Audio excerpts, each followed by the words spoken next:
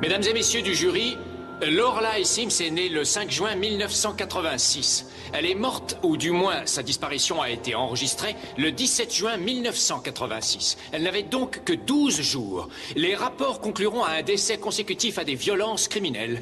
Heather Sims est venue au monde le 18 mars 1989 et sa disparition a été enregistrée le 29 avril. Elle avait donc 6 semaines environ et son décès fut la conséquence de violences criminelles. Mais ce que vous allez entendre, mesdames et messieurs, est un conte de fées. Seulement, si les crimes des contes sont souvent tournés en dérision, le conte de fées qui suit va vous faire dresser les cheveux sur la tête.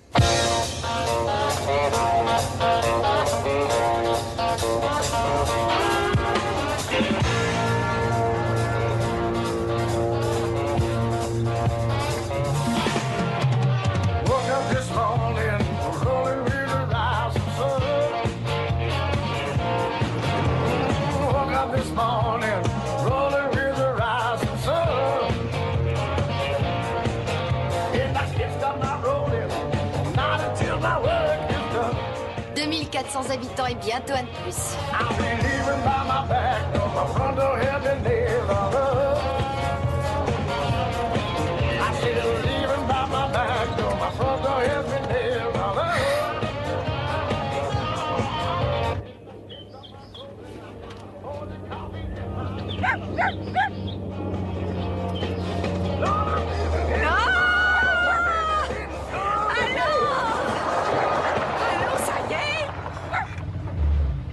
Dis-moi ce que le docteur t'a dit. Oh, c'est pas la peine de mentir. Ouais, ça y est. Oh, tu es enceinte, oh, je le savais. Je l'avais dit rien qu'en voyant ton visage. Mais dépêche-toi donc de sortir. J'ai envie de te faire un gros câlin. Rob m'attend, je devrais peut-être aller lui annoncer la nouvelle. Oui, d'accord, allez, vas-y. C'est quand même lui le père, après tout. Ouais. Je reviendrai plus tard, Minnie, une fois qu'il sera parti au boulot.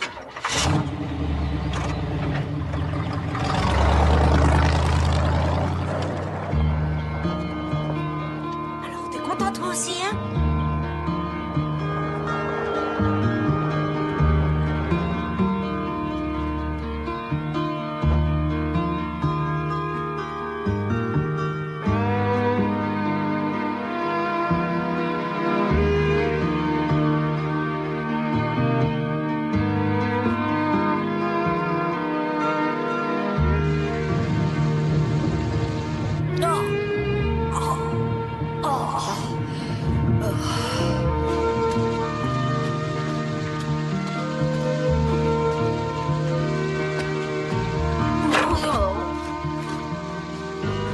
C'est pas vrai, c'est une lâche.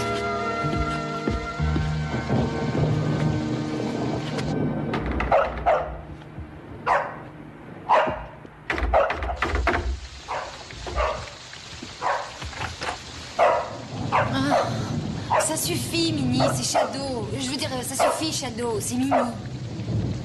T'avais des nausées, toi, quand t'étais enceinte? Oh, je me souviens pas. Tiens, les petits gâteaux que tu voulais. Je croyais pas que j'aurais autant d'envie. C'est gentil à toi, tu me sauves la vie. Mais non, ce ne sont que des gâteaux, tu sais. Dis donc, je ne trouve pas qu'il soit très très attentionné, ton mari. Plutôt que de rester là avec toi, il a préféré emmener Don ramasser ses traverses de chemin de fer pour son fameux mur de soutènement. Putain, j'ai l'impression que ça tombe dehors. Tu veux pas entrer? Allez, viens. T'es sûr? Allez, joue pas les idiots. C'est gentil.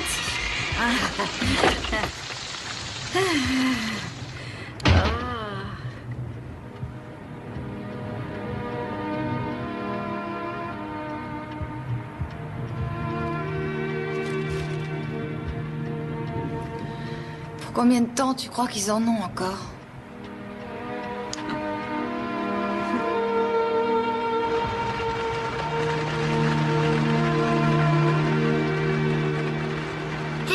Dis-moi, tu crois que tu vas voir assez avec tout ça? Tu trouves qu'il y a des choses qui manquent? Oh non, non, pas du tout. Non, j'ai vraiment l'impression que tu as tout ce qu'il te faut. Au fait, tu sais si ce sera un petit garçon? Non, je l'ignore encore. Eh bien, Je me demande ce que tu vas avoir à faire dans les 5 mois à venir, parce que là, t'as vraiment fait tout ce qu'il fallait faire. T'es paré avec tout ça, tu peux me croire. Eh ben, comme ça, il va me rester du temps pour prier. Pour la santé du bébé. Ah, si seulement cette nuit pouvait s'arrêter.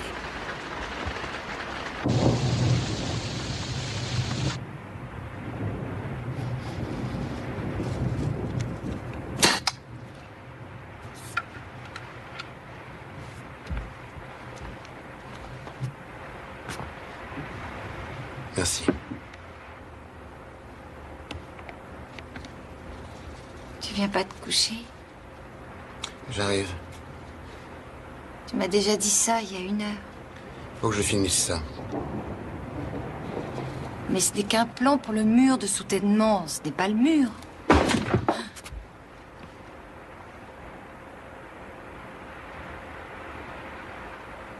Si le plan n'est pas bien fait, le mur sera de travers.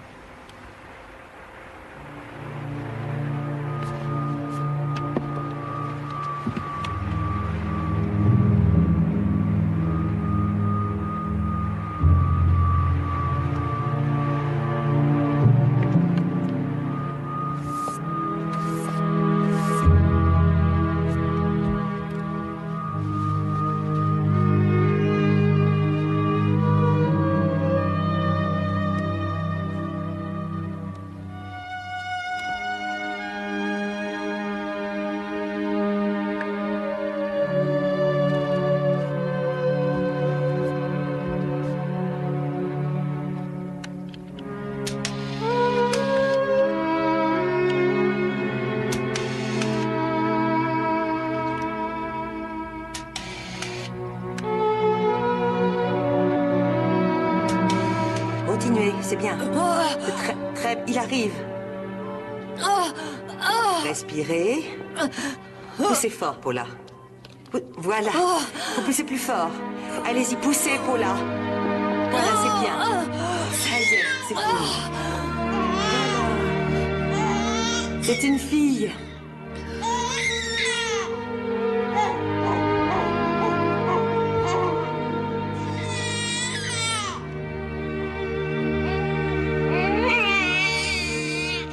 Oh, regardez-moi cette petite merveille. Alors, elle n'est pas jolie? Jolie, mais c'est un petit ange. T'as envie de la porter?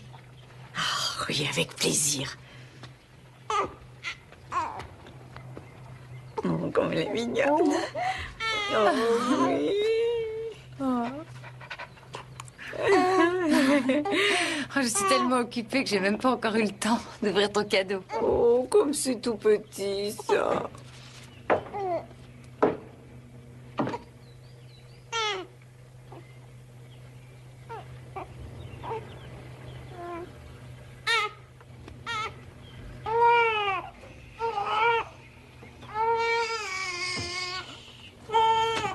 Attends, je vais la reprendre.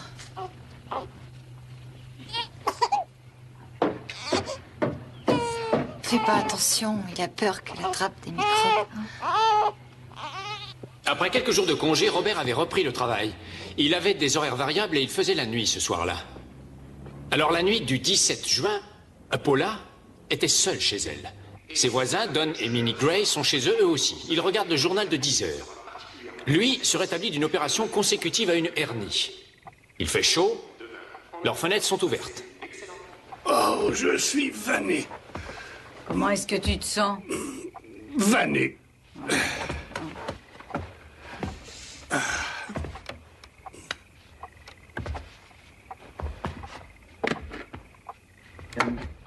Et comme à son habitude, Don passe par la cuisine pour boire un verre d'eau.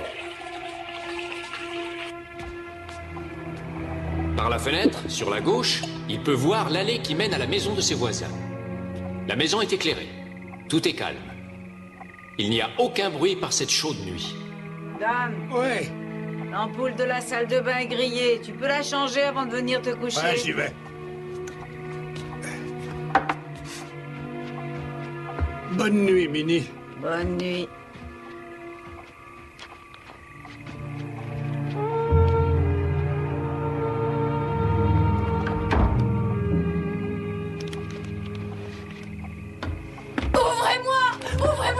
secours! Qui est là? Aidez-moi, laissez-moi Qu'est-ce que entrer, vous voulez? s'il vous plaît. C'est Paula, aide-moi, je t'en prie, laisse-moi entrer!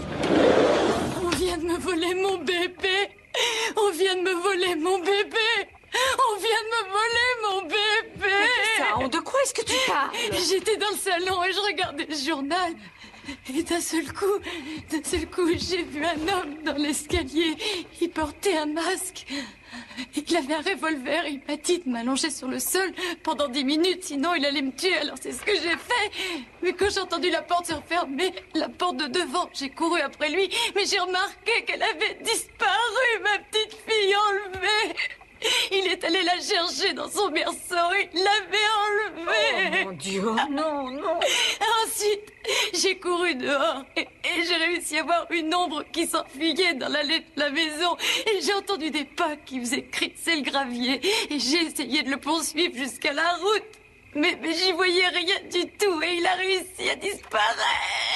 Je vais téléphoner à la police. Vers où partait-il? Il faut que je prévienne Oh là, mon non. père. Attendez une minute, Paula. Dès que j'aurai raccroché, vous pourrez appeler ici. Mais je me souviens pas du numéro de son travail. Il faut que je retrouve le numéro de son travail. Non, il faut pas que tu retournes là-bas. Attends, on sait jamais. Il est peut-être revenu. Paula, reste ici. Reviens, bon sang, Paula.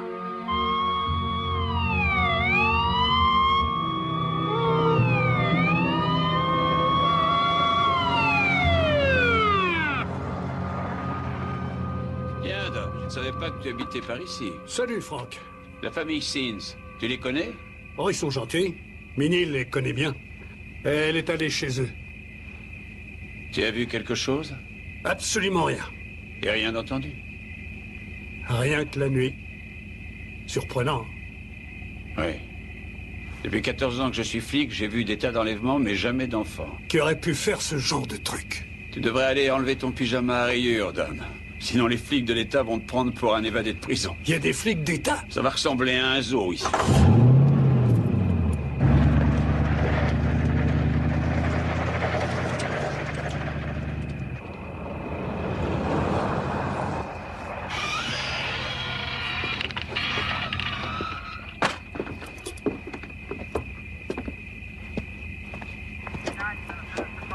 Oui, là-bas, j'écoute. Oui, madame, j'essaie de vous passer le chef. Elle est juste là. Je lui ai demandé de rester dehors. Je voulais faire un dernier tour d'horizon à l'intérieur. Qu'est-ce que tu as trouvé? Une découpe dans la moustiquaire de la porte de devant, près de la poignée. Et un berceau vide. Et qu'est-ce qu'elle raconte, elle? On m'a volé mon bébé. Mais vous devriez essayer. C'est pas très clair ce qu'elle dit.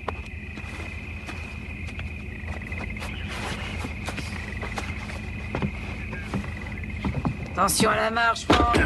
Merci. Madame Sims, je suis Frank Yocom, le shérif du comté de Jersey.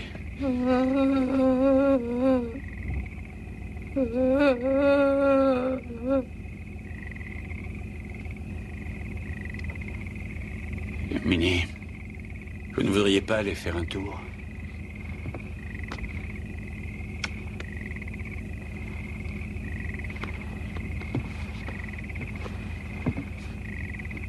Madame Sims, je sais l'état dans lequel vous êtes et ça m'ennuie de vous demander ça. Je sais que vous l'avez déjà fait avec d'autres policiers. Mais j'aimerais que vous me disiez ce qui s'est passé. Vous avez dit qu'il était exactement 10h20 quand le type est apparu. Oui. Est-ce que vous veniez de regarder une pendule ou comment pouvez-vous en être si certaine? Non, c'était la météo. Je l'ai déjà dit, je regardais le journal et c'est l'heure où passe le bulletin météo. Ah oui, je comprends. Vous savez quel revolver il avait? Un revolver. Oui, mais noir ou plutôt argenté? J'ai l'impression qu'il était noir, enfin... Parlez-moi du gars. Comment? Il était de quelle couleur, lui? Blanc. Je crois qu'il était blanc. Un homme blanc, revolver noir. Vous êtes sûr que c'était un revolver qu'il avait?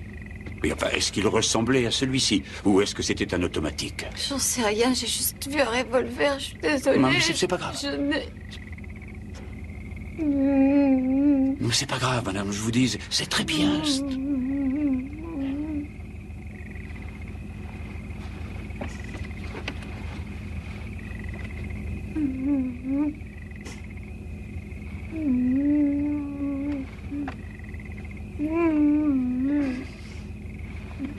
Parlez-moi de sa voix.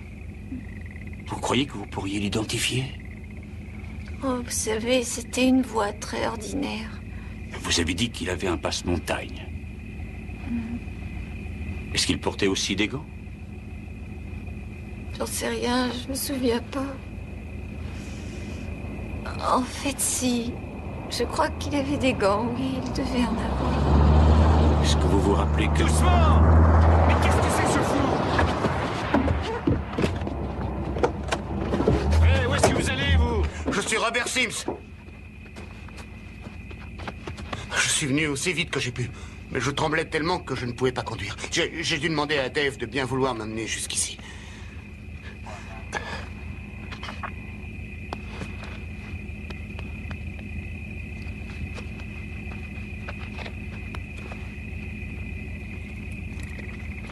Vous voulez que je l'interroge?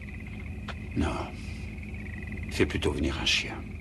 Appelle la DIC. Dis à Donovan que je veux la meilleure unité canine qu'il ait.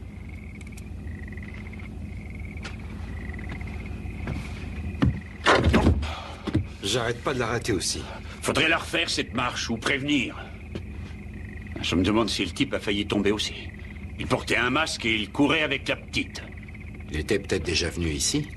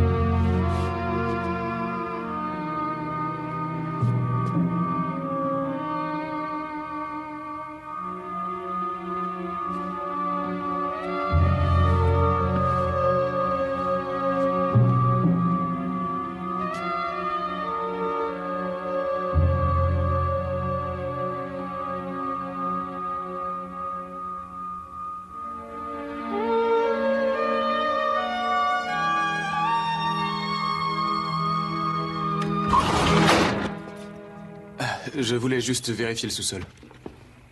Est-ce qu'on a touché à ce truc-là? Non, monsieur. Les couvertures étaient déjà pliées comme elles le sont, là? Oui, monsieur. Je suis arrivé le premier ici. Merci.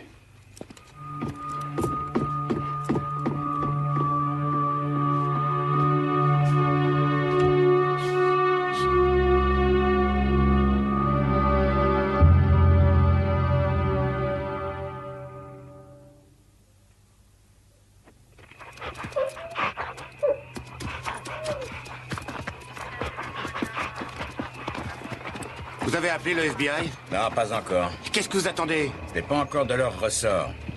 Vous avez établi des barrages? Il ne servirait pas à grand-chose. Il y a tellement de petites routes qui conduisent partout, sans compter l'autoroute, qui est à moins de 2 bornes d'ici. Il faut mettre des hommes sur chaque route. On peut pas arrêter toutes les voitures, voyez. Vous pourriez tout de même essayer, c'est trop vous demander?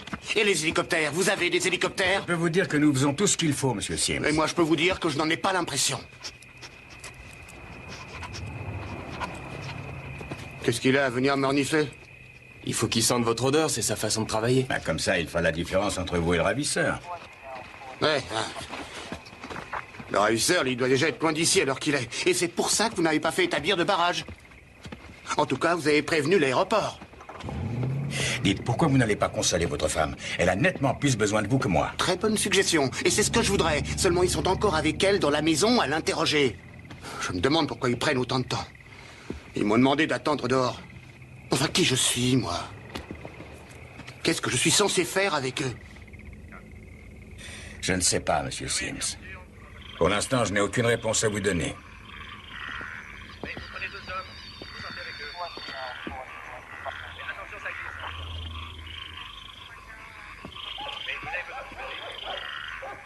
Est-ce que je peux au moins savoir comment vous vous appelez? Bivens. Agent Bivens. FBI. DIC. Division des investigations criminelles, police d'État d'Illinois.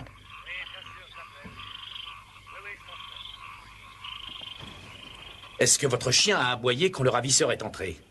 Non. Quand vous l'avez poursuivi sur la route, vous avez entendu autre chose que ses pieds qui frappaient le gravier, je ne sais pas, moi, un bruit de véhicule, par exemple. Non. Votre maison est absolument intacte. Comment se fait-il qu'il n'y ait pas de désordre? Il n'a fait que prendre ce qu'il voulait. Madame Sims, nous cherchons un mobile, vous savez. Alors, est-ce que vous êtes sûr que ni vous ni Robert n'avez d'ennemis? Non, on n'en a pas que je sache, mais demandez-le lui. On va le faire, soyez-en certaine. Bon, est-ce que vous ou votre mari, vous avez consommé de la drogue? Mais ce n'est pas grave de nous l'avouer, nous ne retiendrons rien contre vous. Oui, je sais. C'est vrai qu'on fume un joint une fois de temps en temps, mais rien d'autre. Oui, bon, ça ce n'est rien, ça, on s'en moque, on n'a jamais vu de mal à se faire du bien. C'est comme une petite récréation. Ben voilà. Ce qu'on aimerait savoir, c'est si vous revendez de la drogue. Enfin, je veux dire, même si ce n'est que de façon récréative, n'est-ce pas? Oh mon Dieu, non. Je vous jure qu'on n'a jamais... Non.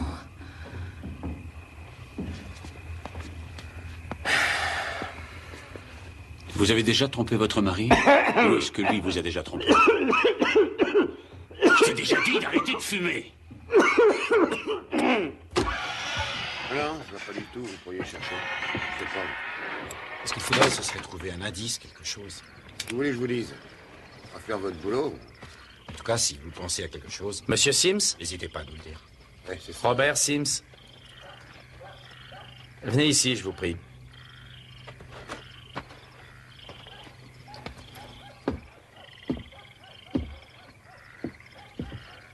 Capitaine Philippe Cossis. Vous tenez le coup? Content de vous savoir là. Les enlèvements sont des crimes assez rares. Bien moins fréquents que ne le croient les gens.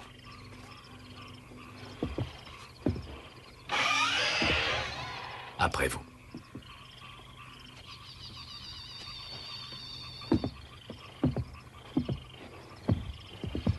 Vous avez dit que vous vous étiez relevé quand vous avez entendu le type sortir, c'est bien ça. Mais vous n'avez pas entendu la porte à son entrée. On est bien d'accord. On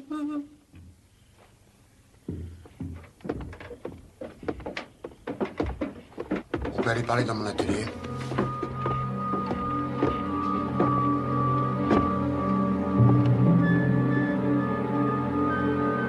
Oui, monsieur, on était aux Anges quand Lorelai est venue au monde. Nous avions attendu longtemps. Enfin, je veux dire, pour créer une famille. Mais une fois qu'on l'a eu décidé, elle est tombée enceinte tout de suite. Le premier mois où on a essayé.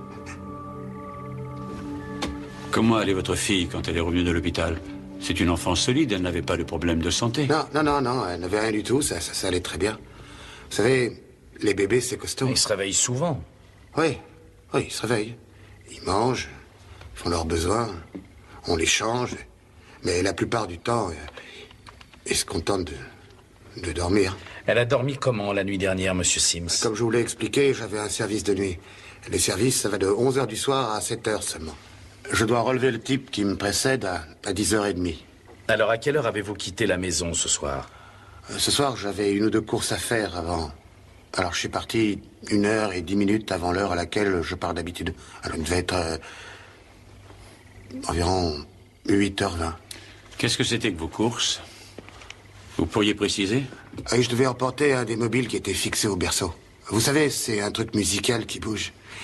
On l'avait acheté pour elle, mais on avait eu exactement le même de la part de tante Dottie. Alors, on voulait l'échanger contre des tétines et un brise-motte et une pile électrique. Vous vouliez un brise-motte? Pour que Paula puisse faire des massifs de fleurs.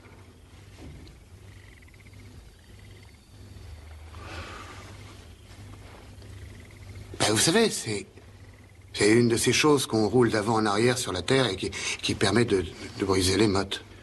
Non, je connais cet appareil. Oui, j'ai vécu dans une ferme. Si c'est le cas, vous savez qu'on en trouve chez Ventour. Sauf qu'ils sont en rupture de stock, ce qui fait que je suis allé chez Savmart. Eux, ils ne stockent pas. Et surtout, ils n'avaient plus de pile électrique. Ça, c'est pas de bol. Mais ils m'ont donné une observation. Je dois la voir. Tenez. Dès qu'ils l'ont, ils me la mettent de côté au même prix. Dites-moi si vous vous battez au travail. Donnez-moi un mobile à tout ça. Dites-moi si on vous a rayé votre voiture ou si on a sifflé votre femme ou encore frappé votre chien. Parce qu'il doit bien y avoir une raison à cet enlèvement. Alors allez-y, parlez-moi. Il faut trouver.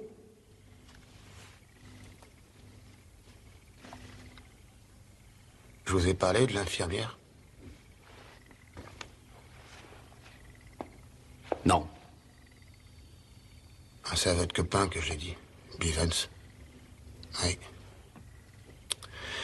Quand Lorelai est venue au monde, l'infirmière a dit... c'est que je voudrais voler ce bébé. Est-ce que vous croyez qu'elle parlait sérieusement? Je suis persuadé que...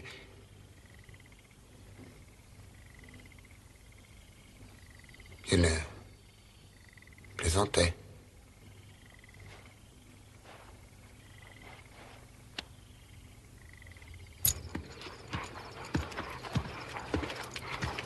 Rien du tout. Ça sera plus facile quand il fera jour.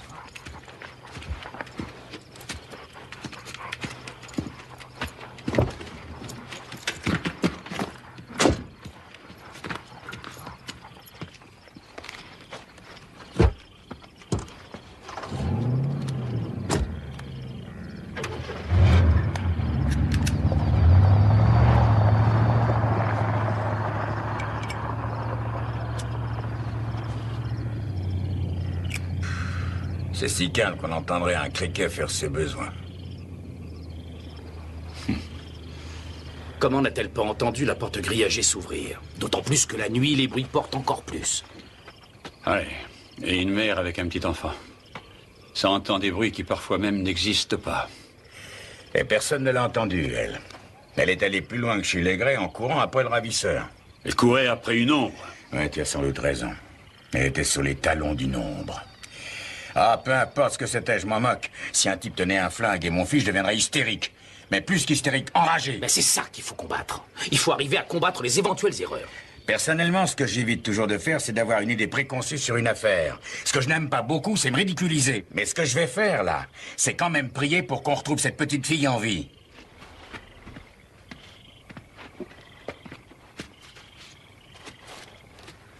Franck, il va falloir qu'on établisse un quartier général en ville. Alors j'ai pensé à ton bureau. Tu sais que j'étais persuadé que tu allais suggérer ça. C'est toujours mon bureau qui trinque.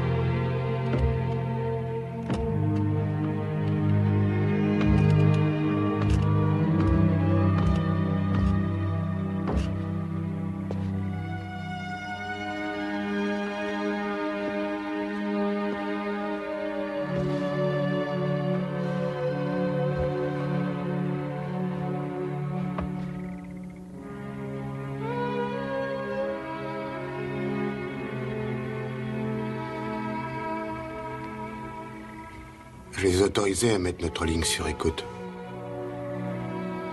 Au cas où on nous demanderait une rançon.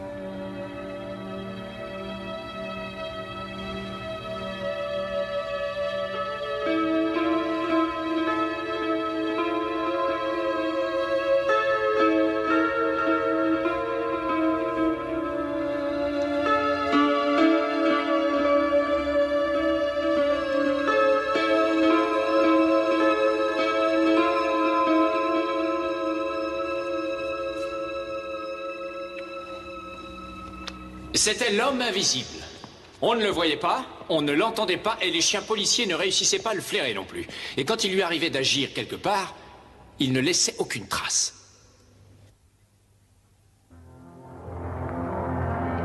Messieurs, est-ce que vous pouvez nous donner des informations supplémentaires? Non, aucun commentaire. Allez, reculez, laissez-nous faire notre boulot. Allez, reculez, s'il vous plaît. Non, je vous ai dit.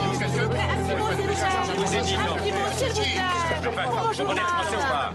Ah, je vous l'ai dit, monsieur Sim, je sais ce que c'est en ce qui me concerne, j'ai 4 enfants. Alors... Et moi 2. Mais ils n'ont jamais été enlevés. Non, vous marquez un point là. Et je ne peux pas savoir comment je réagirai.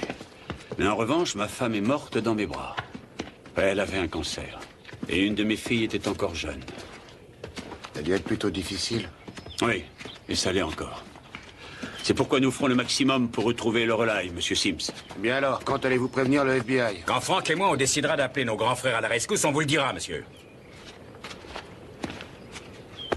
Vous savez, Robert, nous avons déjà mis pas mal d'hommes sur cette affaire. Et nous avons mis sur pied tout ce qui était imaginable. On cherche de tous les côtés. On a des chiens, tout ce qu'il faut. On a même sondé le lac au sonar, si vous voulez tout savoir. Oui, mais... je n'ai jamais pensé qu'elle pouvait être au fond du lac. Pourquoi le ravisseur l'aurait-il jeté dedans?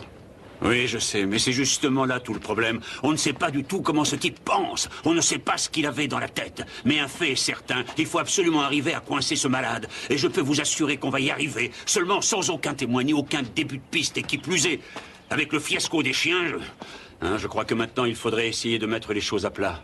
Et surtout essayer de dissiper les doutes qu'on pourrait avoir à votre égard.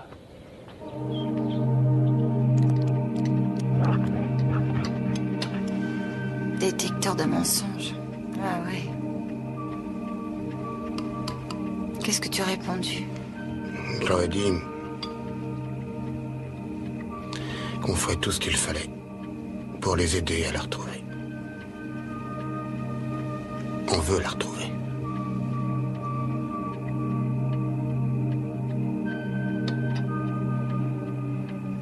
Allez, il faut manger si tu veux tenir. J'ai pas faim.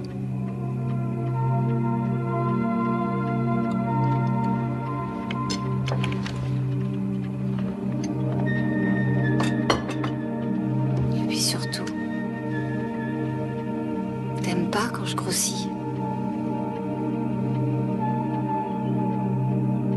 Inspecteur, c'est une petite question. Attendez,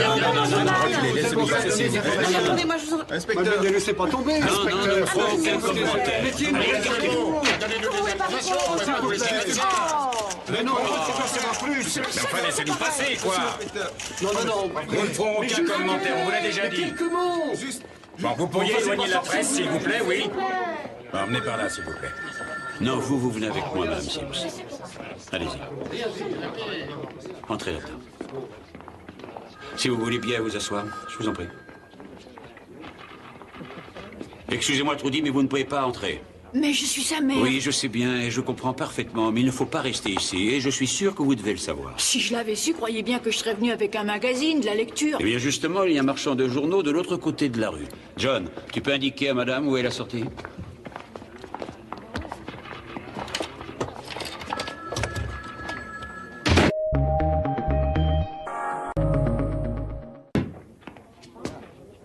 Je n'ai trouvé que du sans sucre, ça ira? Ça ira.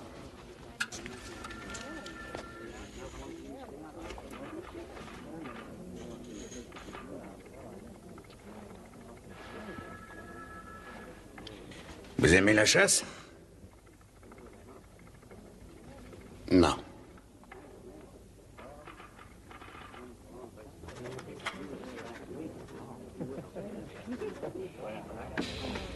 Est-ce que vous avez donné votre bébé, Paula? Non. Vous avez vendu votre bébé? Non.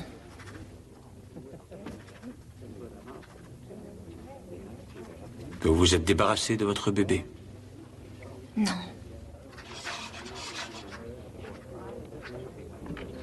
Avez-vous falsifié ou refusé de donner des renseignements à la police? Non. Paula, savez-vous où se trouve votre bébé en ce moment? Monsieur Sims, le mardi 17 juin 1986 au soir, est-ce que votre petite fille Lorelai Sims était toujours chez vous, bien vivante, quand vous êtes parti pour votre travail? Oui.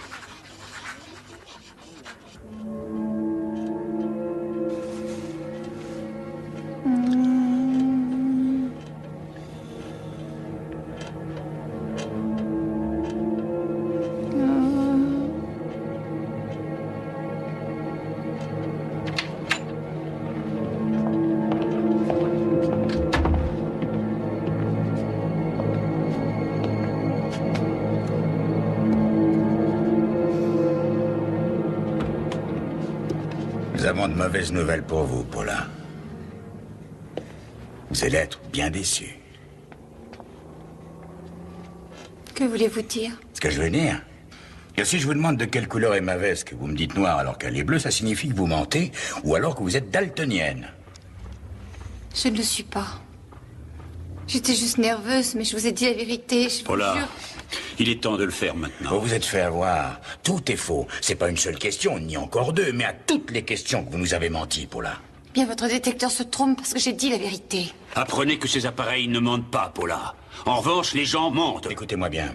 Si c'est un accident ou je ne sais quoi, que vous l'ayez laissé tomber par accident sans le vouloir, on peut encore essayer de vous aider. On ne prévoit pas les accidents. C'est d'ailleurs pour ça que ce sont des accidents. Non, il n'y en a pas eu. On peut arrêter tout ça maintenant si vous le voulez, Paula. Vous pouvez vous être endormi avec elle et lui avoir roulé dessus et ensuite ne plus savoir quoi faire. Vous avez paniqué, quoi. Ou peut-être était-ce la mort subite des nouveau-nés ou encore un empoisonnement par de la nourriture. Ou bien le chien. Oui, le chien. Oui, il peut avoir grimpé sur le berceau et s'être jeté sur elle. Shadow n'aurait jamais fait ça. Que pensez-vous de Robert? Oui, parlons-en de Robert. Est-ce qu'il n'aurait pas pu faire quelque chose accidentellement? On est prêt à le comprendre, ça. Il n'a rien fait du tout. De toute façon, c'est soit vous, soit lui, ou même les deux ensemble, si ça se trouve. Mais il faut qu'on arrête quelqu'un, nous. Ça suffit. Alors il faut nous dire ce qui s'est passé, Paula. Nous dire toute la vérité. Je n'ai pas cessé de vous la dire, la vérité sans arrêt. Mais si vous croyez qu'au tribunal, vous allez réussir à faire croire aux gens qu'un bandit est venu justement chez vous, quand il aurait pu choisir n'importe quelle autre maison, il y a des milliards d'enfants de par le monde, mais c'est le vôtre qu'il aurait choisi, alors que vous n'êtes pas riche, que vous ne vendez pas de drogue. Si vous croyez ça, vous êtes dingue. Et vous n'arriverez pas à faire avaler ça à personne, même pas à votre clébard.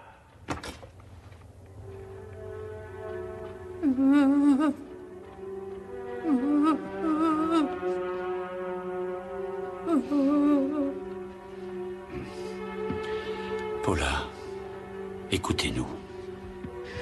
Nous savons que Lorelai est morte. Et je suis sûr que vous le savez aussi. Elle doit être là, quelque part. Alors il faut nous aider à retrouver votre petite fille. Il faut que vous nous disiez où vous l'avez enterrée afin qu'on lui donne une sépulture chrétienne.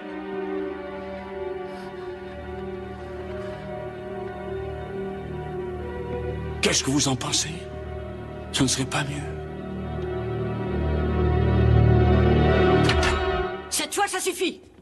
Elle n'en supportera pas plus. Regardez dans quel état vous l'avez mise. Regardez-moi ça. Allez, viens, ma chérie. Vous devriez avoir honte de ce que vous faites. Oh, ça alors, elle est raide, celle-là. Hazelwood! Hazelwood! Désolé, je me suis absenté quelques minutes aux toilettes. Non, non, c'est pas vrai. Non. Viens nous chercher toutes les deux derrière. Non, c'est que je ne veux pas passer devant le bureau du shérif. Voilà pourquoi.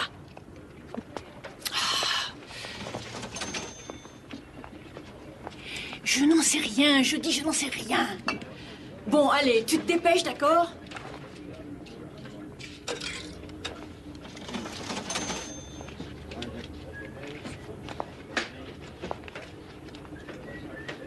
Ton père voudrait savoir comment s'est passé le test.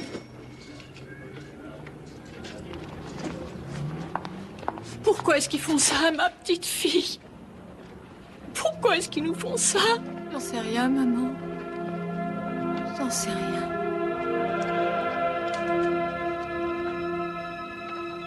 Il aurait pu prendre tout ce qu'on avait. Il aurait pu mettre le feu à notre maison. Il aurait même pu, au pire, me couper un bras. Mais rien ne remplacera jamais notre bébé. Monsieur Sims, quel est selon vous le mobile? Croyez-vous qu'elle a été revendue au marché noir? Le bruit court que cet enlèvement pourrait être monté de toutes pièces. Qu'avez-vous à dire? Je n'arrive pas à croire que vous ayez pu inventer tous ces mensonges. Si vous cherchez du sensationnel, vous feriez mieux d'aller voir autre part. Parlez-nous des détecteurs de mensonges. Quels sont les résultats? Ils ont réussi les doigts dans le nez. Tu vas voir, si t'as réussi les doigts dans le nez, espèce d'ordure. Tiens, voilà ce que je te fais, tu t'es foutu de nous et tu continues, espèce de sale menteur. Non, ça va pas, ce type m'énerve. Tu vas pas aller parler à la presse? Non, je vais d'abord aller le voir lui, ensuite j'irai parler à la presse. Le règlement nous interdit de commenter les tests du détecteur de mensonges, et tu le sais très bien. Je suis d'accord, mais quel règlement m'empêche d'aller parler avec un tueur d'enfants, hein? La ville est remplie de mères qui sont inquiètes et qui croient qu'à tout instant, un malade risque de se pointer pour leur enlever leur pauvre gamin. Tu n'as pas le droit d'expliquer comment se sont passés les tests, on ne doit pas connaître les résultats. Oui, mais seulement, nous les shérifs, on n'a pas tous ces règlements. Aujourd'hui, le shérif Yocom a confirmé que les Sims avaient été soumis au détecteur de mensonges. Seulement, quand on lui a demandé s'il confirmait que les déclarations de Robert lui avaient donné satisfaction, voici ce qu'il nous a répondu. Oh que non, je ne confirme pas ça. Oseriez-vous affirmer qu'ils ont menti? Ils nous ont menés en bateau, les doigts dans le nez, le mari et la femme.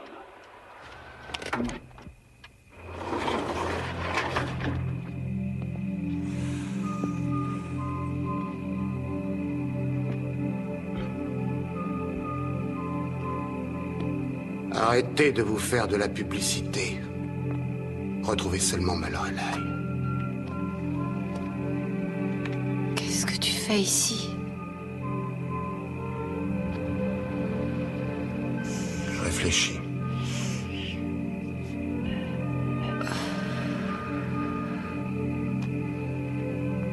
Tu ne dois pas réfléchir à l'intérieur. Étrange, même plus qu'étrange, bizarre. C'est comme ça que ses collègues le décrivent. Ils disent qu'il n'arrête pas de se plaindre. Il aurait des problèmes avec les Noirs et en particulier avec les femmes. Ah, où elle est la serveuse, là? Pourquoi? Qu'est-ce qu'il y a? Oh, dirait de l'eau de vaisselle. Enfin, la fille avec qui j'ai discuté à son bureau, juste à côté du sien, il n'arrête pas de la harceler, apparemment. Où allez cette serveuse? Madame?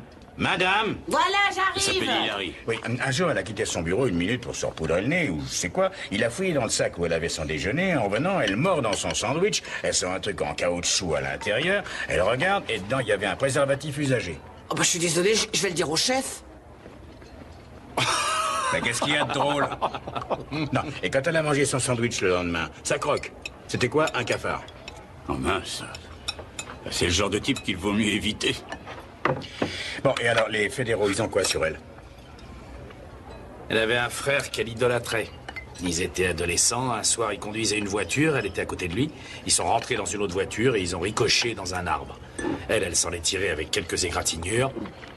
Et lui est mort des suites d'une fracture du crâne. À les croire, ça l'aurait beaucoup affecté. Oui, je comprends ça. En parlant des fédéraux, ils voudraient s'occuper des Sims. Oui, c'est ça, on leur en parlera. Mais ils croient pouvoir les faire craquer. Quoi qu'on n'est pas des abrutis, nous on peut très bien la résoudre, cette affaire, on n'a pas besoin d'eux. Ah, c'est déjà arrangé pour demain. Ah. Eh ben, t'auras juste qu'à les amener ici. Ça te permettra de refaire le tour du propriétaire, mais là, je parle d'une vraie fouille minutieuse. Et comme ça, t'auras plus le beau Robert suspendu à tes basques.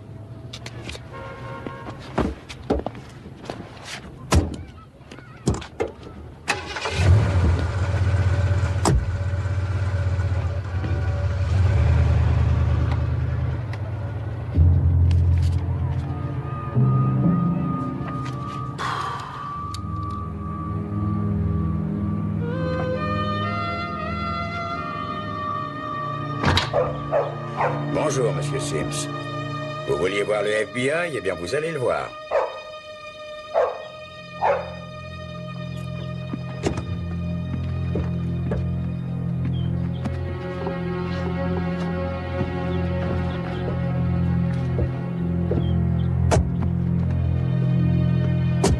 Est-ce que je t'ai dit que ce type avait un casier? Qu'est-ce qu'il a fait? Vol à la tire. 2 tournevis et une chaîne pour une tronçonneuse. Une tronçonneuse?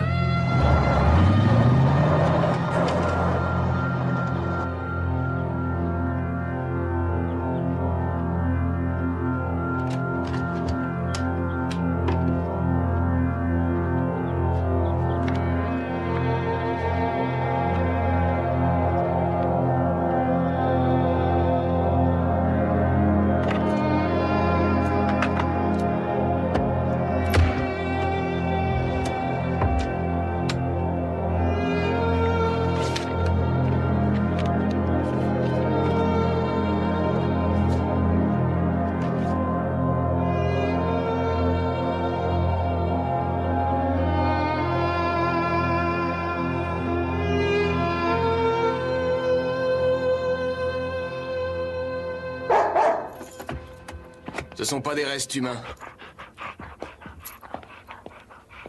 Qu'est-ce que tu en sais? Parce que si c'était le cas, il grimperait plus lentement. Il a horreur de se trouver près de la mort. Ça lui semble dangereux, enfin, il aime pas ça. Mais là, il jappait d'impatience. Des joints? Non, il n'y a que des restes. Comment? Hein? Non, quelques bouts de papier, 1 ou 2 trombones, mais pas de joints entiers. Non, je n'ai trouvé aucune graine. Non, il y en a assez pour qu'on sache ce que c'est, mais pas assez pour le coincer. Encore un de ces petits jeux de l'esprit. Oui, je dis un jeu de l'esprit. Il aime se mesurer à moi. Oui, à moi, à toi, à nous, au FBI, enfin à tout le système, quoi.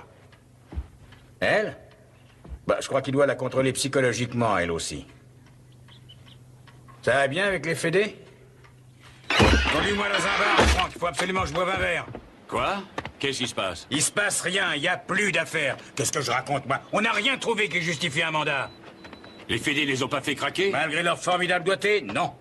Oh, tu sais, je m'y attendais. Il faut se rendre à l'évidence, on s'est fait avoir. Ils nous ont battus, Franck, et à plat de couture. Oui, mais je discutais justement avec Donovan. Non, mais Il me attends, disait écoute ça. Ils lui ont demandé des explications sur les tests. Tu sais ce qu'il a dit? À part mentir au détecteur de mensonges, je suis un type complètement honnête. Il est gonflé. Ouais, il est gonflé, et beaucoup plus fort que nous. Tiens, quand on parle du loup, allez, tirons-nous d'ici, je préfère. Attends, je crois qu'on devrait quand même se faire le tour du coin, parce que Donovan... Parfait, Franck, tu fais ce que tu veux, mais moi, j'ai pas envie d'avoir ce type en face de moi. Si je le vois, je te jure, je suis foutu de m'énerver et de lui coller un marron. Mais attends un peu, Jimmy, écoute-moi. J'éprouve la même chose que toi, il me dégoûte, mais le bébé n'a toujours pas été retrouvé. Et jusque-là, on n'a rien d'autre à faire que de chercher. Alors ce que j'essayais de te dire, c'est que j'ai parlé avec Donovan. Et il m'a dit qu'un type avait disparu depuis des jours dans le bois du comté de Pike. Les chiens y sont entrés, et ils l'ont retrouvé, il s'était pendu. Alors ce bois là-bas, tu crois que les chiens n'y sont pas entrés? Mais ça, je n'en sais rien, tu sais que ça a l'air épais tout ça. Peut-être qu'ils se sont contentés d'en faire seulement le tour. Et puis d'ailleurs, ce qu'on cherchait à ce moment-là, c'était le ravisseur. Qui s'était enfui dans cette direction-là.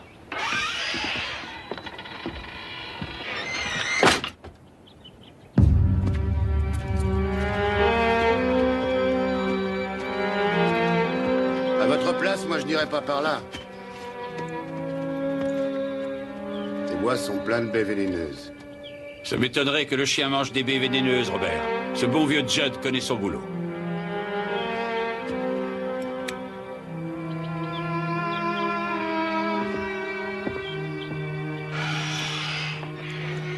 Cherche le cadavre. Allez, cherche, cherche.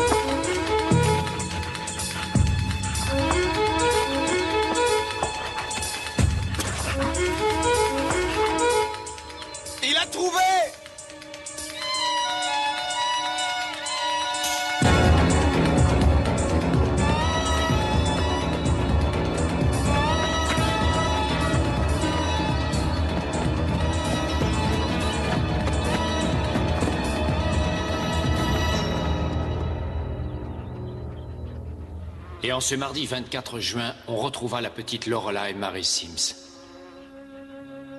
Son corps avait été abandonné à 50 mètres de la maison où elle avait vécu.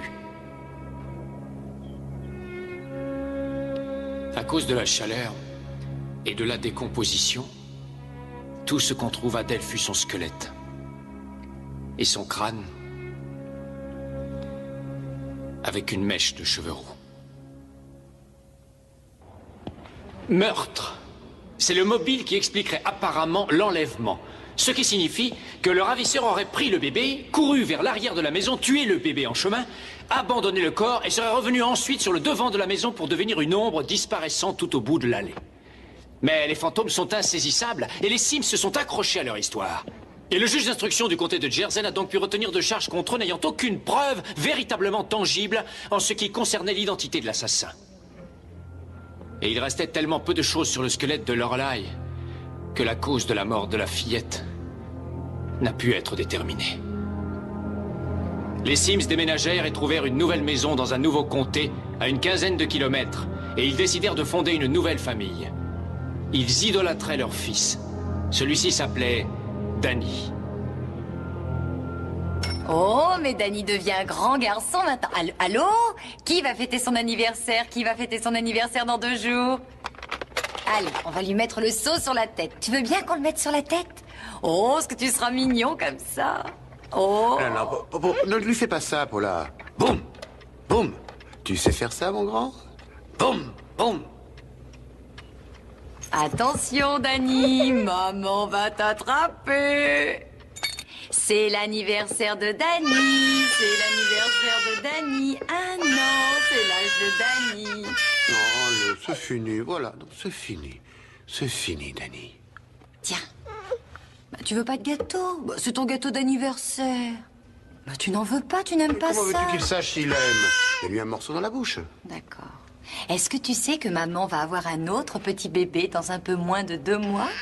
Alors tu vas avoir un petit frère ou une petite sœur.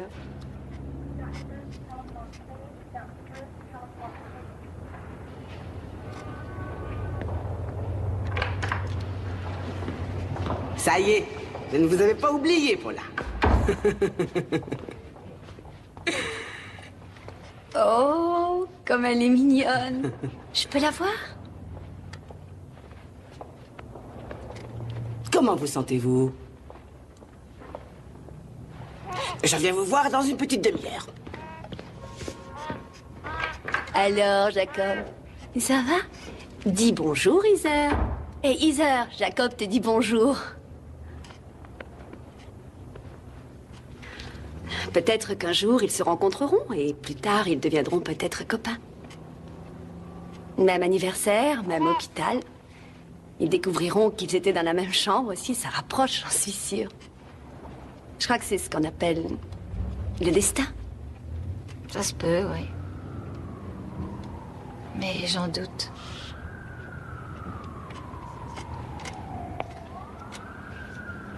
Oh, j'ai mal partout. Ouais, c'est toujours comme ça quand on accouche. Et vous, vous avez fait des péridurales? Je l'ai fait avec Danny et Heather.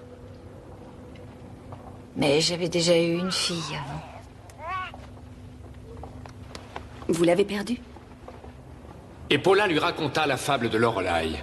Mais qui aurait pu imaginer que le sort allait frapper cette famille une nouvelle fois? Arrêtez! Hey! Il faut établir des barrages. Quelqu'un a pris ma fille, on m'a volé ma fille. Attendez, calmez-vous un peu. Dépêchez-vous, bon sang, il faut agir vite, il faut tout bloquer. Qu'est-ce que vous voulez? Les routes, il faut des barrages, les traces vont disparaître très vite. Mais quelles traces? Celles des ravisseurs. Mais c'est qui, ça? C'est Paula. Elle va vous dire ce qui s'est passé. Moi, j'étais pas là.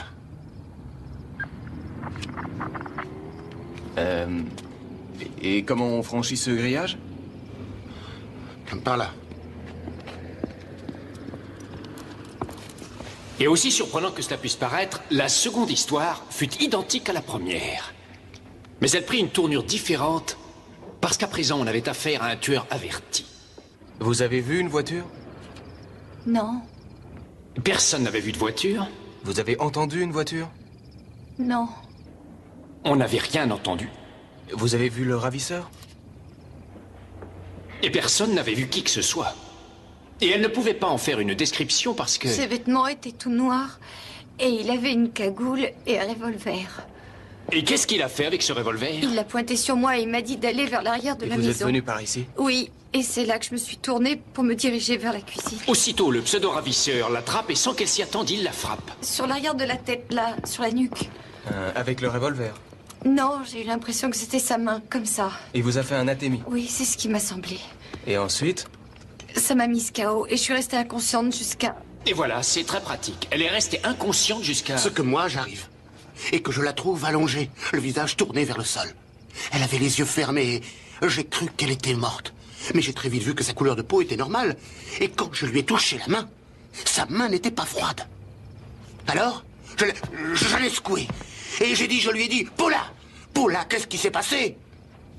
Mais je n'ai pas réussi à la réveiller. Ensuite, j'ai vu que la porte était ouverte. Paula était par terre, les deux enfants seuls dans la maison. Je me suis donc rué par là pour voir Heather, m'assurer qu'elle allait bien. Je n'avais pas vu qu'elle n'était plus là, mais... Et vous devinez? Heather a disparu. Et voyant cela, est-ce que vous n'avez pas cherché votre fils? Non, pas à ce moment-là. Je suis retourné comme une fusée vers la cuisine. Je suis revenu jusqu'à elle, et là, je vous jure que je l'ai secoué encore plus. Alors là, elle a ouvert les yeux. Et je lui ai dit, où est Heather, Paula?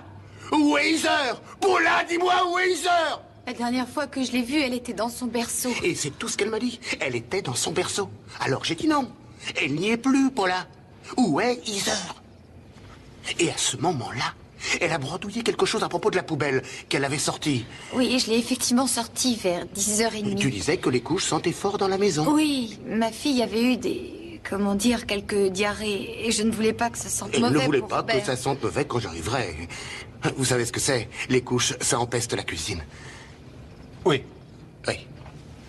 Alors, c'est pour ça que je les ai sortis. Et c'est à ce moment-là... C'est à ce moment-là que le bandit masqué est apparu. Le monstrueux ravisseur de petites filles l'avait suivi jusque dans sa nouvelle maison et avait précisément débarqué devant la porte au moment où elle sortait la poubelle. Et une fois encore, d'une façon très banale et surtout très rocambolesque, il enlève à nouveau sa fille. Et pour la seconde fois, le bandit ne laissera aucune trace de son passage, aucune lacération, aucune fracture, aucune douleur du coup qu'il lui a porté, qui selon elle l'a laissée inconsciente 45 minutes. Elle n'a même pas d'hématome. Parce que selon moi, l'arrivée de cet homme n'est que pure et simple invention. Une phrase est très intéressante. Je sortais la poubelle, a-t-elle dit. Mais à peine 5 jours plus tard, Heather est retrouvée morte dans un sac en plastique au fond d'une poubelle au bord d'une rivière. Et pour Paula Sims, c'est tout ce que sa petite fille représentait. Un sac de détritus dont il fallait se débarrasser. Et l'assassin n'est autre, mesdames et messieurs, que la mère. La personne qui était censée protéger et aimer ses deux filles de façon inconditionnelle les a violemment et avec préméditation assassinées de sang-froid. Et voilà le visage que les petites Lorelai et Heather ont vu pour la dernière fois. Celui de leur mère.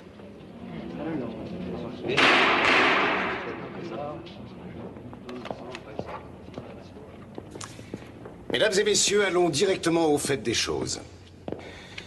Paula n'a pas assassiné ses enfants, elle est innocente. Et c'est elle, la victime.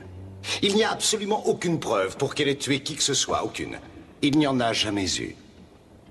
La partie civile a démontré qu'il n'y en avait pas non plus en faveur de l'enlèvement, mais posez-vous une simple question. Quelle preuve pourrait laisser un ravisseur? Il arrive, attrape la fillette et il s'en va. Et dans la mesure où la police ne réussit pas à trouver la preuve de l'enlèvement, la seule solution qui lui reste, c'est de se retourner vers les parents. On vérifie l'emploi du temps de Robert, il était au travail, c'est une certitude, et il est mis hors du coup aussitôt. Et la seule et unique qui leur reste, c'est Paula. Seulement, elle n'est pas la seule et unique de l'affaire, parce qu'il y a un individu dehors et qui court toujours, et qui a assassiné 2 petites filles, et que la police ne cherche pas et ne recherchera jamais. Alors les preuves, c'est la partie civile qui doit les fournir. Nous, on n'a rien à prouver, c'est à elle de le faire. D'autant qu'elle fonde sa théorie sur une chose et une chose seulement. Un événement qui s'est produit 2 fois. C'est très inhabituel, je veux bien le reconnaître, mais là n'est pas la question. Ce qui nous intéresse, c'est de savoir si Paula Sims a tué ses 2 filles.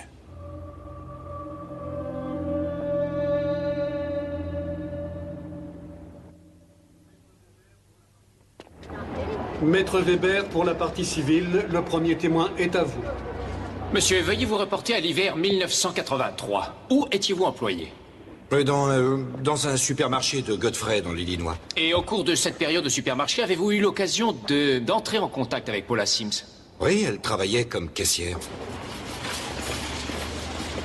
Hé, Stone! Attends-moi. Mes félicitations. Pourquoi? Tu vas te passer la corde au cou, non? Comment tu l'as appris? C'est mon petit doigt qui m'a parlé à la caisse. Tu croyais que c'était facile de garder un secret ici? Ben, ça va. Tu vas nous faire la totale, avoir des enfants. Oui, c'est vrai que j'aimerais bien. Mais et toi avec Robert, vous... Oh, que non, j'ai horreur des enfants.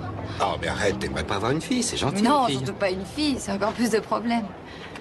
Mes félicitations en tout cas. Allez, à demain. Merci, au revoir.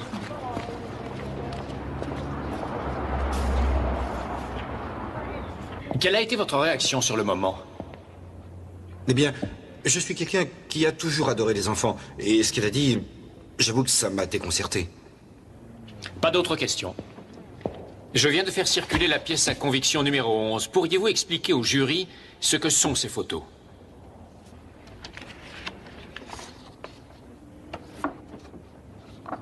Ce sont des photos de la colline qui montrent le squelette de la fillette. On y voit la colonne vertébrale et le crâne de Lorelai.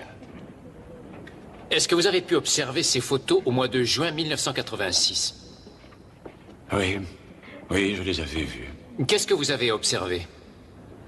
Bien, on peut remarquer que la plupart des os ont été retrouvés au sommet de la colline. Mais au fur et à mesure qu'on descendait, on en trouvait d'autres de loin en loin. Et la seule conclusion que j'en ai tirée, c'est qu'il Objection, Monsieur le Président, le témoin n'est pas qualifié pour tirer des conclusions sur les restes qui ont été trouvés. Objection rejetée. Le témoin peut témoigner de ce qu'il a observé. Je me suis dit, en voyant ça, que des animaux avaient dû ronger les restes de la fillette accrochés au squelette, entraînant les os en bas de la colline. Il y en avait partout. Rien que des petits os. Je n'oublierai jamais. Ça ne peut pas s'oublier. Pas d'autres questions?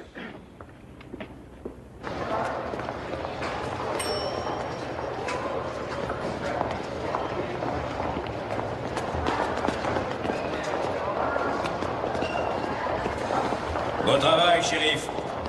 Jimmy, Jimmy, ça fait plaisir. Comment tu vas? Bien. Et toi, tu vas bien aussi? Bien, je suis content que tu sois venu. Il fallait que tu saches. Hein? Ouais, il y a certaines affaires qui n'arrivent pas à te lâcher. Je sais. Dis donc, tu veux pas qu'on aille boire une bière? Si. Bien. Ça n'a rien à voir avec les gens que j'ai vus mourir. J'en ai vu mourir des gens, tu sais. Enfin, j'ai été confronté à la mort. J'ai vu des corps humains de l'intérieur et de l'extérieur. M'avoir vu cette petite chose allongée, là. Ah, je n'arrivais pas à m'enlever de l'idée que... Tu sais à quoi ça me faisait penser? Sur le moment, ça me faisait penser à mes propres filles. Le jour où elles sont venues au monde. Et je veux dire, de ce qu'elles avaient été. Je n'arrivais pas à croire que ça avait été un bébé, cette chose. Même si je savais que ça en était un. Ben moi, j'arrive à contenir mes émotions. Je masque mes sentiments. Oui. Marrant, non? Est-ce qu'on peut être différent?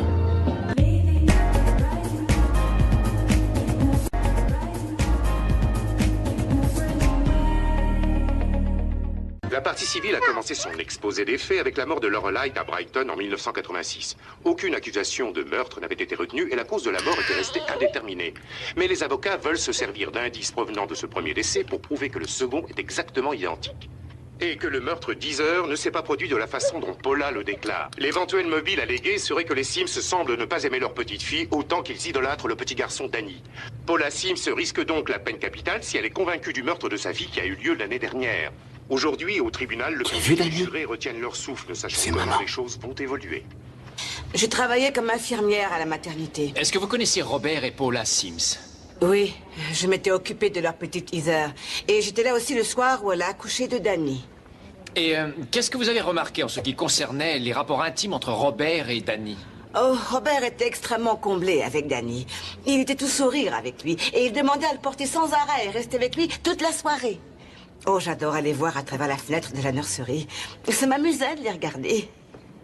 Et il se comportait comme cela avec Heather? Non. Comment agissait-il avec elle? Il ne lui souriait jamais. Il n'avait aucune expression. C'était comme si... Oh, je crois d'ailleurs que je l'ai jamais vu regarder la petite fille. Madame, forte de votre expérience en service de maternité, Est-ce qu'il est plutôt inhabituel pour un père de bondir de joie à l'idée d'avoir un fils et même de s'en montrer particulièrement comblé? Oh non. Non. Non.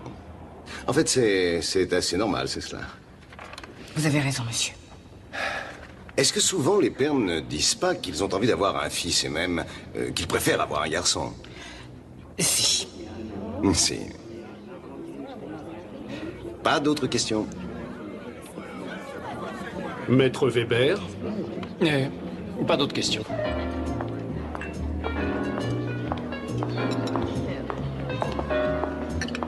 En fait, je pensais me servir de... Alors, maître, comment est la sole? Elle est délicieuse, merci. On dîne ensemble un soir? On verra ça plus tard. Vous n'avez vraiment aucune conscience.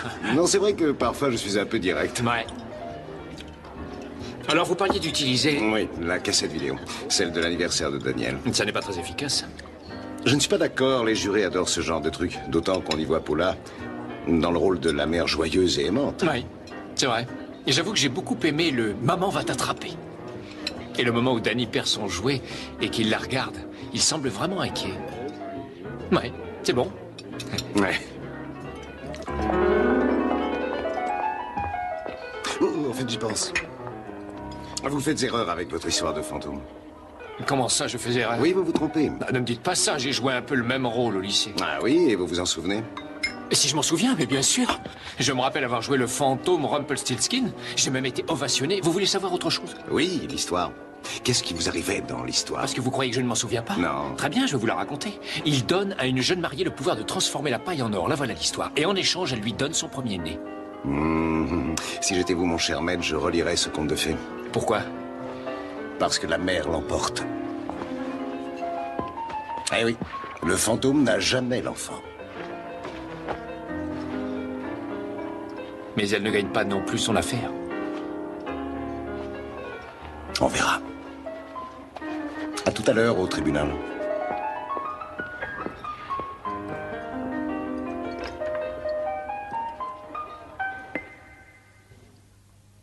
Veuillez vous lever. Mesdames et messieurs, la 3e cour de justice de l'État de l'Illinois va maintenant siéger. Elle est présidée par monsieur le juge Andreas Matosian. Veuillez vous asseoir. Bonjour, mesdames et messieurs. Votre témoin suivant, maître Weber. Wendy McBride. Donc, vous étiez à l'hôpital, vous aviez eu un petit garçon et Paula venait d'avoir Heather et toutes les deux, vous discutiez à bâton rompu, c'est ça? C'est bien ça. Est-ce que c'est au cours de cette conversation que Paula vous a parlé de la fille qu'elle avait déjà eue auparavant? Oui. C'est là qu'elle m'a parlé de Lorelai. Et que vous a-t-elle raconté à propos de Lorelai? Elle m'a dit que 3 ans plus tôt, pendant que son mari était au travail, au moment où, je ne sais plus, soit où elle vidait sa poubelle, ou elle brûlait des ordures, je me souviens plus de ce qu'elle faisait. Enfin, toujours est-il que, quand elle est rentrée dans sa maison, un type masqué l'avait suivie et il l'avait mise KO. Et que, quand elle s'était réveillée, sa fille avait disparu. Très bien, Wendy. À ce moment-là, étiez-vous au courant que ce n'était pas cette version qu'elle avait donnée à la police en 86? Non, j'en savais rien. Et saviez-vous que cela allait devenir la version des faits qu'elle allait donner à propos d'Heather 6 semaines plus tard? Non, bien sûr que non.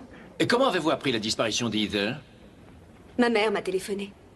Elle sait que je ne regarde pas les actualités. Et quelle fut votre réaction? Je me suis dit, pauvre Paula. On lui a volé son bébé au moment où elle sortait encore ses ordures. Pas d'autres questions. Maître Groshong. Oui, voyons, Madame McBride. Cette conversation que vous avez eue avec Paula, enfin la conversation que vous dites avoir eue, c'était bien le 18, mais vers 3 heures de l'après-midi, vous confirmez? Si mes souvenirs sont exacts, oui. Oui, mais le matin du 18, justement, n'auriez-vous pas eu un petit problème à l'hôpital? Est-ce que vous n'auriez pas eu des vertiges ou vous seriez tombé? Si, en effet. Vous vous êtes cogné? Ma tête a frappé le sol. Et ça vous a fait mal? Il m'est arrivé de me faire plus mal, mais c'est vrai que je suis tombée en plein sur le visage. Et c'est bien ce qui s'est passé. C'est effectivement ce qui s'est passé. Vous vous êtes évanoui. Je me suis réveillée sur le sol. Est-ce que vous avez perdu connaissance, oui ou non? Je l'ignore. Vous l'ignorez. Très bien. Combien de temps après cette chute avez-vous fait des radios? Juste après, si mes souvenirs sont toujours exacts. Et après votre chute, avez-vous souffert de maux de tête? Ben, ça fait des années que j'ai des maux de tête. Oui, mais la question est, après votre chute, avez-vous ressenti des maux de tête? Oui, je suis sûre que je devais en avoir parce que j'avais une belle bosse sur le crâne. Alors, ne serait-il pas possible que ce soit vous, Wendy, qui ayez pu faire erreur et qu'en réalité ce soit vous qui ayez pu mélanger les détails de l'enlèvement de la petite Lorelai avec les papiers que les journaux avaient écrits sur celui d'Heather? Je ne lis jamais les journaux. Depuis combien de temps connaissez-vous Paula, Madame Potter? Eh bien, Paula et moi, nous sommes amis depuis l'époque du collège. Je la connaissais bien avant Robert. Êtes-vous allé la voir chez elle après qu'elle ait été mariée? Pas quand ils étaient à Brighton, mais quand ils sont arrivés à Alton, oui, j'y suis allée. Y êtes-vous allé quand Robert était là? Non. Et pourquoi? Eh bien, il me mettait très mal à l'aise, je dois dire. Il avait ses principes. Ses principes? Dites-moi, Madame Potter, est-il arrivé à Paula de vous parler de ses principes et surtout de vous dire ce qu'elle ressentait à leur égard? Oui. À ma dernière visite chez elle, elle s'est confiée. C'était environ 2 semaines avant l'accident d'Heather. Et quand vous êtes arrivé ce jour-là, qu'était-elle en train de faire? Elle attendait mon arrivée, je pense. Oui, je vois. Mais est-ce qu'elle mangeait ou est-ce qu'elle buvait quelque chose? Non, j'avoue que je ne me souviens plus. Expliquez-nous ce qu'elle faisait. Elle ne faisait rien. Elle ne faisait rien du tout jusqu'à ce que j'arrive. Oh, je vous en prie, objection. Ces questions n'ont aucun rapport avec l'affaire. Retenu. Mais qu'est-ce que Paula vous a dit de ses principes? Mon oncle et ma tante avaient décidé de venir du Missouri pour venir voir Heather. Et moi, je l'avais justement au téléphone. Et Robert me dit... Enfin, elle téléphonait de loin, tu sais, du Missouri, tu vois. Est-ce que je te l'ai déjà dit? Quoi? Non. Non, rien. Bon, alors, Robert était là, tout à côté de moi. Je sens sa respiration dans mon dos et il fait... Principes, Paula, les principes. Pense surtout à leur parler de nos principes. J'allais le faire parce que si vous voulez voir Heather, pour lui apporter des cadeaux, il fallait qu'il se déchausse avant d'entrer. Qu'il se lave les mains s'il voulait entrer dans sa chambre. Qu'ils ne touchent pas le bébé s'ils avaient le rhume et par-dessus tout, quoi qu'il arrive, qu'ils évitent de tousser ou de bâiller ou de renifler. On ne touche pas le bébé. Personne ne peut toucher le bébé. Et alors, ils sont venus? Évidemment qu'ils sont venus. Chez ma mère. Et c'est chez elle qu'ils ont laissé les cadeaux. Tu dors en bas, ici aussi? Je me demande comment tu tiens le coup. Tu veux pas m'aider à plier ces draps?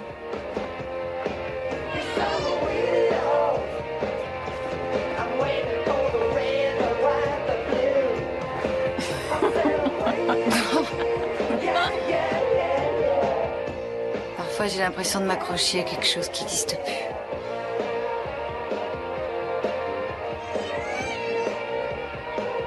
C'est rousse. Je me demande si j'arriverai à tenir encore longtemps. Et elle a ajouté que s'il n'arrivait pas à trouver un arrangement pour dormir, elle finirait par demander le divorce. Est-ce que vous pouvez nous dire quelle était leur façon de dormir depuis la naissance de leur fille? Paula et Heather devaient dormir au rez-de-chaussée. Paula avait le canapé et Heather était dans son berceau. Et à quel endroit dormaient Danny et Robert? Au premier, dans leur chambre. Et comment a évolué cette surprenante organisation après la disparition de Heather?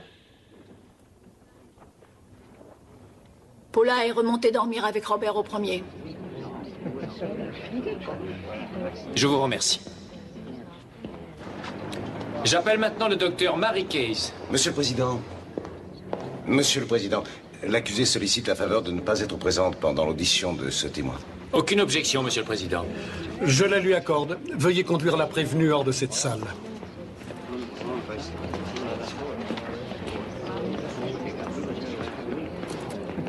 Très bien joué.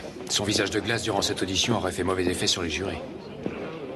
Vous pratiquez donc des autopsies, docteur. Et en quel autre domaine de la pathologie vous êtes-vous aussi spécialisé? Je suis diplômée universitaire dans 3 autres secteurs. L'anatomie, la recherche médico-légale, et aussi et surtout en neuropathologie. Et qu'est-ce que la neuropathologie? C'est l'étude du système nerveux, en particulier la moelle épinière, les muscles et le cerveau. Et est-ce que ça vous apporte des renseignements précieux de savoir qu'une personne a été frappée sur la tête? Oui, tout à fait. Monsieur le Président, est-ce que je peux avoir un entretien avec vous? Approchez.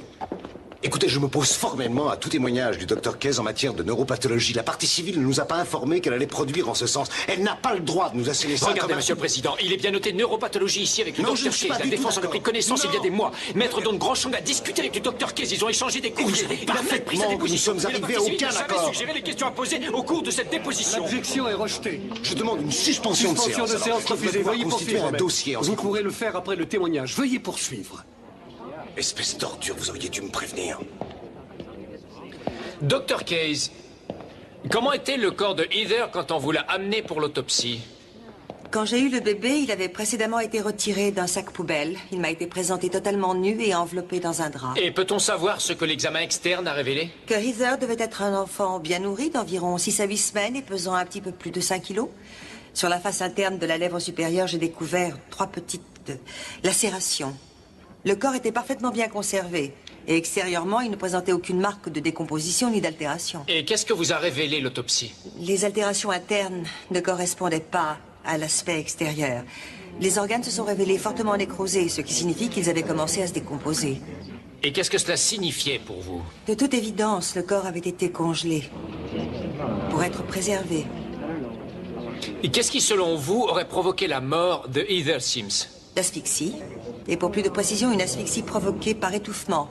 Je pense qu'on a dû placer quelque chose sur le nez et la bouche, ce qui a causé les lacérations sur les lèvres. Docteur, veuillez avoir l'obligeance de dire aux jurés comment se déroule une asphyxie.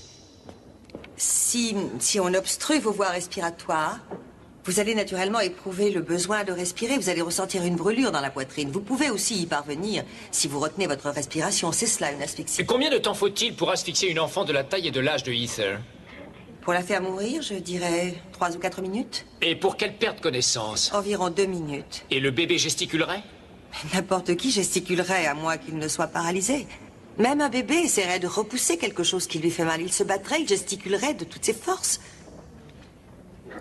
Je voudrais à présent vous ramener à votre domaine neuropathologique. Non, non, Monsieur le Président, je m'oppose à tout témoignage en ce sens et je demande à être entendu sans la présence des jurés. Non, je sais où vous voulez en venir. Je note que vous me rejetez sans même m'avoir entendu, monsieur. J'accepte ce témoignage. Vous pourrez l'interroger ensuite ou même produire un autre expert. Je demande à cette cour de bien vouloir... Suivez. Monsieur le Président, ça fait longtemps qu'on n'a pas eu de suspension d'audience et j'aimerais être entendu. Vous serez entendu à la prochaine suspension. Poursuivez, Maître Weber.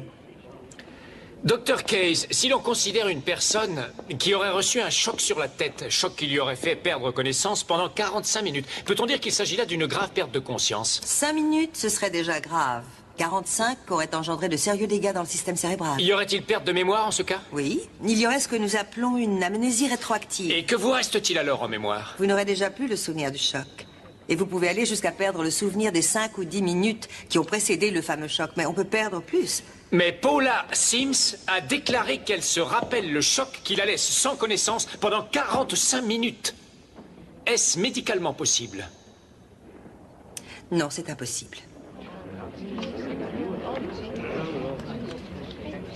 Merci.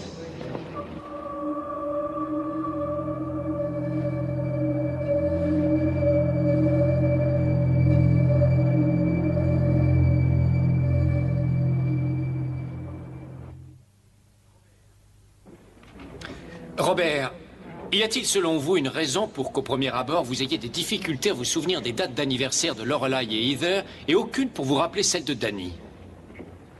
Danny, je sais que c'est le premier jour du mois. C'est plus facile à se rappeler, enfin pour moi.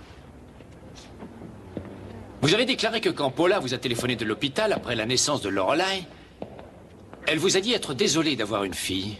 Non. Elle a dit en fait qu'elle était affectée. Et qu'elle aurait préféré avoir un garçon, pour moi. Est-ce qu'elle pleurait ou sanglotait au téléphone? Non. Je pense que c'était une façon de s'excuser. Parce qu'elle savait que j'aurais préféré avoir un garçon, bien sûr. Un garçon qui porterait le nom de Sims. Nous savons qu'après la disparition de Heather, ou du moins à partir du jour où on l'a retrouvée, vous avez été brisé, c'est bien ça?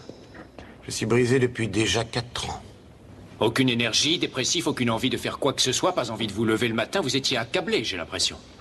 Oui. Je suis très fatigué. Ouais. Et Paula devait sûrement être dans le même état que vous, non? Je sais pas. C'est-à-dire? Elle n'était pas en grande forme. Alors pourquoi avoir déclaré au FBI que le soir qui a précédé la découverte du corps de Heather dans une poubelle, vous aviez eu la plus fantastique relation sexuelle avec votre femme de votre vie?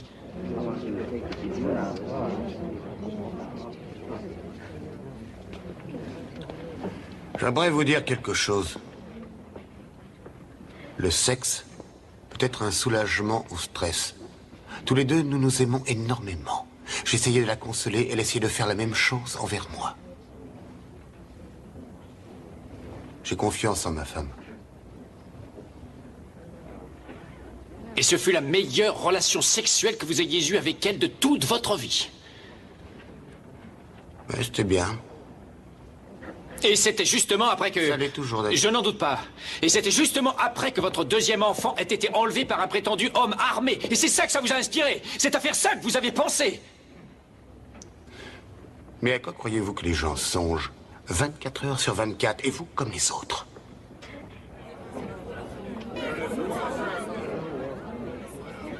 Je n'ai pas d'autres questions. Maître Grosjean, vous faites un contre-interrogatoire? Non, merci, Monsieur le Président. Veuillez regagner votre place.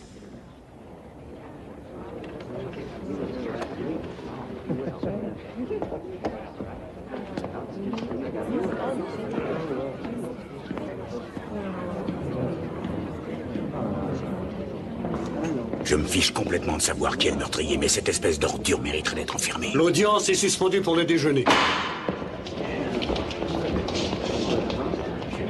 Je suis sûr qu'il la faisait vivre dans l'angoisse. D'ailleurs, t'as vu, il l'a forcé à dormir en bas. Il a dû insinuer ses idées tout doucement en elle. J'aime mieux mon fils, ras-le-bol de cette pisseuse. On pourrait pas s'en débarrasser. Ouais, tiens, vise cette poubelle là-bas. Et quand elle sera plus là, la pisseuse, tout redeviendra normal. Une fois que ça a été fait, enfin une fois qu'elle l'a eu fait, il s'est sûrement mis à jubiler. Eh bien, c'est super, elle a fait ce que je lui ai demandé. Ensuite, il a dû lui dire, t'as vu ce que t'as fait, chérie? Mais je vais tout arranger, surtout ne t'inquiète pas.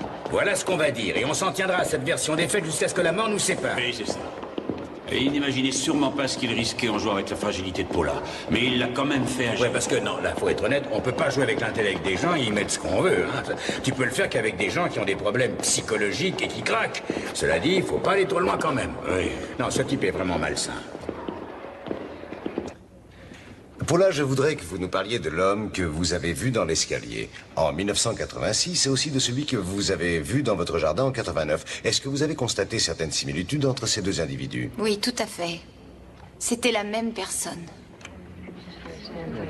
Vous en êtes certaine? J'en suis certaine. Je peux vous dire que j'ai reconnu sa voix. Et si je l'entendais aujourd'hui, je sais que je la reconnaîtrais entre mille. Le 3 mai, est-ce que vous êtes allé à West Alton cacher le corps de votre petite fille dans une poubelle publique? Je n'ai pas fait ça. Est-ce que Robert, votre mari, l'aurait fait à votre place? Non, Est-ce que vous avez tué l'une ou l'autre de vos filles? je n'en ai tué aucune. J'adorais mes deux filles. Et je les adore toujours.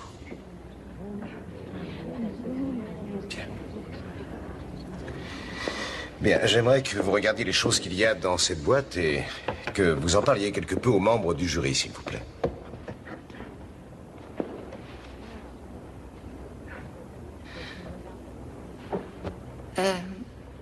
Il y a une poupée assez ancienne que j'ai conservée de l'époque où j'étais petite fille. Ensuite, il y a ces robes que ma mère avait faites pour que je l'habille. Ça, c'est un petit oreiller pour qu'elle dorme. Et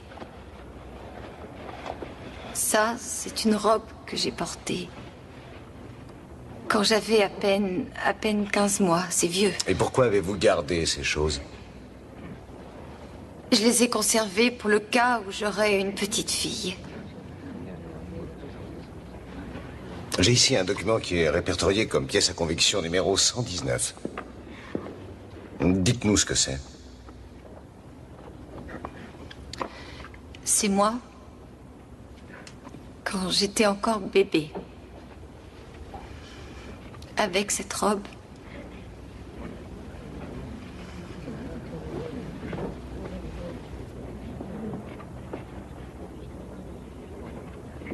Mesdames et messieurs du jury, je vous demanderai de ne pas prendre en pitié Paula Sims, ni de minimiser l'ampleur de ses actes pour la seule raison qu'elle a été petite fille. N'oubliez pas que la fillette a grandi et voyez ce qu'elle est devenue. Vous avez entendu son témoignage. Paula nous a dit que quand Heather est née, elle s'était amusée à compter les petits doigts de sa fille et ses précieux petits orteils. Alors je me suis demandé si au moment où elle a commencé à étouffer son bébé, quand sa petite poitrine brûlait, qu'elle battait des mains dans tous les sens et gesticulait encore pendant 2 minutes avant de perdre connaissance, je me suis demandé si elle s'amusait à compter ses petits doigts et ses précieux petits orteils à ce moment-là. Un bébé est un précieux don du Seigneur, pas un détritus de poubelle. Il est bien dommage que Paula n'ait pas pris autant soin de ses filles qu'elle l'a fait avec sa poupée. Et il est regrettable que ceux qui doivent pleurer et juger l'affaire de la petite Heather soient des gens de l'État de l'Illinois. Cela aurait pu être fait avant. Alors je ne veux pas que vous condamniez Paula Sims par passion ou par préjugé, ça ne serait pas juste. Et je ne veux pas non plus que vous la condamniez parce que vous êtes outré de ce qu'elle a fait. Je veux que vous la condamniez parce que sa culpabilité ne fait absolument aucun doute à vos yeux. Et parce que ce qu'elle a fait avec son âme de meurtrière vicieuse dépasse tout entendement. Et je veux enfin que vous la condamniez parce qu'un bébé doit vivre et dormir dans un berceau.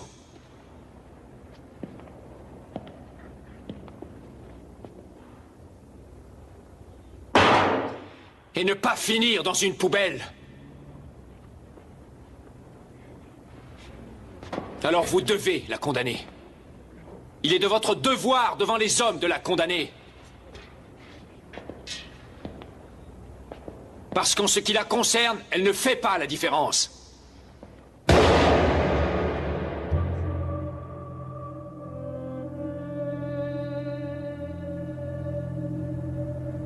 J'ai tué mes filles. Tué toutes les 2. J'ignore pourquoi je l'ai fait.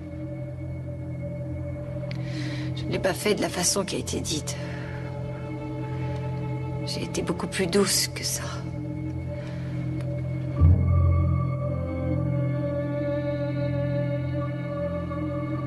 Je crois que j'ai souffert des pressions et des principes.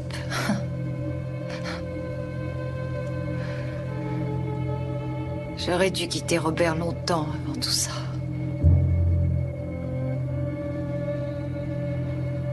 Mais je suis restée.